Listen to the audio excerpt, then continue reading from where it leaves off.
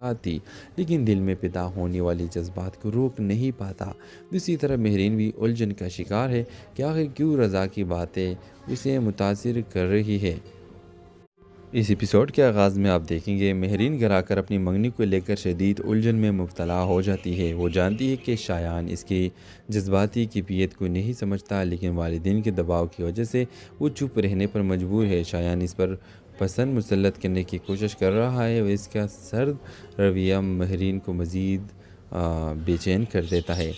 اور دوسری طرف رضا بھی پہلی ملاقات کے بارے میں سوچ رہا ہے، حالانکہ وہ اپنے جذبات کو قبول نہیں کر رہا، لیکن وہ مسلسل مہرین کے بارے میں سوچنے پر مجبور ہے۔ اس کا دوست حیدر اس کی بدلی ہوئی طبیعت کو فوراً بانٹ لیتا ہے اور اسے سوالات کرتا ہے، لیکن رضا صاف انکار کر دیتا ہے کہ اسے کوئی فرق نہیں پڑتا۔ عریشہ جو رضا کی محبت میں اندھی ہو چکی ہے، اس کی حرکت پر نظر رکھی ہوئی ہے۔ وہ محسوس کر رہی ہے کہ رضا کسی اور کے بارے میں سوچ رہا ہے۔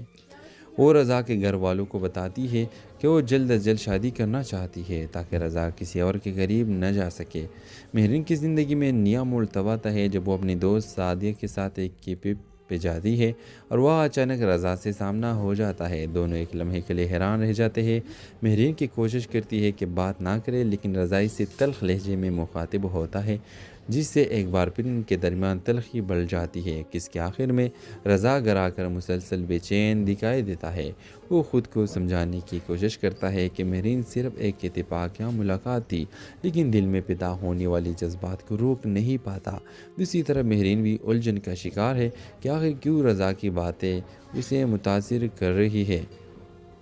اس ایپیسوڈ کے آغاز میں آپ دیکھیں گے مہرین گھر آ کر اپنی منگنی کو لے کر شدید الجھن میں مبتلا ہو جاتی ہے۔ وہ جانتی ہے کہ شایان اس کی جذباتی کیفیت کو نہیں سمجھتا، لیکن والدین کے دباؤ کی وجہ سے وہ چپ رہنے پر مجبور ہے۔ شایان اس پر پسند مسلط کرنے کی کوشش کر رہا ہے اور اس کا سرد رویہ مہرین کو مزید بے چین کر دیتا ہے۔